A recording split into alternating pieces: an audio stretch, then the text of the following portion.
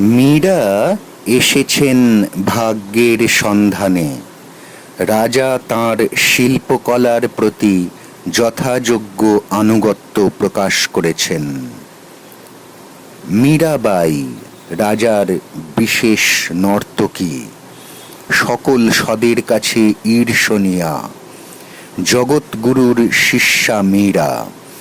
গোবিন্দ তার শিল্পকলার ধ্যান জ্ঞান। দিন রাত তিনি প্রভুর পূজা করেন, রাজাকে নৃত্যগীত প্রদর্শন করেন। এও জগৎগুরুর পূজা। রাজা ভ্রুকুঞ্চন করেন।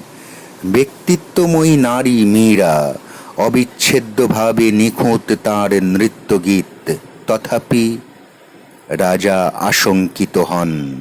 এ তো অনতিবোধ্য রাজার কাছে।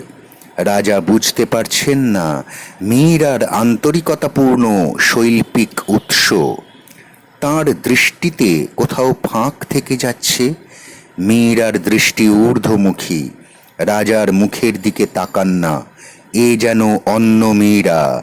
রাজা তাকে দেখছেন, কিন্তু অনতিগম্য তাঁর অস্তিত্ব। মীরাবাই কি ছলনাময়ী, চতুর? তাই বা কি করে হয়? তিনি রাজা, রাজদৃষ্টিতে তিনি মীরাকে অবলোকন করেছেন। তিনি দৃষ্টিসিদ্ধ। তথাপি রাজার মনে কি এক সন্দেহ উঁকি দিয়ে যায়। জগৎগুরু, কি তার নাম?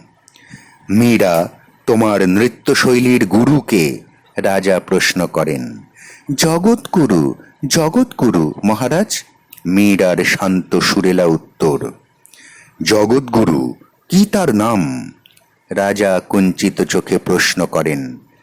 গোবিন্দ মহারাজ, তার নাম গোবিন্দ, মীরা বলে। রাজা অন্তর্মুখী হয়ে যান। মীরা অন্তঃপুরে চলে গেলেন।